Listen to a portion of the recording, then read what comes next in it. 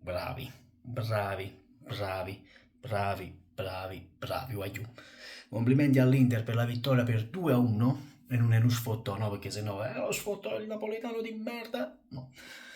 Buon Inter, buonissimo Inter e non era facile, non era facile, guagliù, perché hanno affrontato una bellissima squadra, tutti giovani, tutti determinati. I primi 15 minuti non mi sono piaciuti dell'Inter, però guagliù si sono ripresi alla stragrande.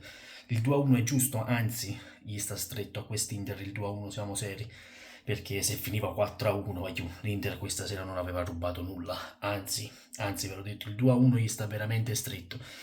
E signori, l'Inter viaggia, in Champions League viaggia, se non sbaglio ora è prima, se non sbaglio, ora non ho visto la classifica ma dovrebbe essere prima. Bene, bene per il calcio italiano, e mo aspettiamo il Napoli, ma io già lo so come va a finire per il Napoli, stasera secondo me perdiamo, stasera secondo me il Napoli perde, però complimenti all'Inter, complimenti a Inzaghi perché sta facendo tornare la squadra, stasera ha fatto giocare Sanchez, addirittura non me l'aspettavo, sono sincero, Sanchez che ha anche segnato, guagliù, non è Lautaro dipendente, Lautaro non è Lautaro dipendente, questo è una cosa buona. Ve l'ho detto, l'Inter in Champions League viaggia in campionato, è prima in campionato, però a volte arranca, a volte pareggia, a volte però guagliù, è così. Buonissima Inter, complimenti a Inzaghi, complimenti a voi interisti, lo stadio sempre pieno, bello, bello, è stata una grande Inter, grande Inter, complimenti.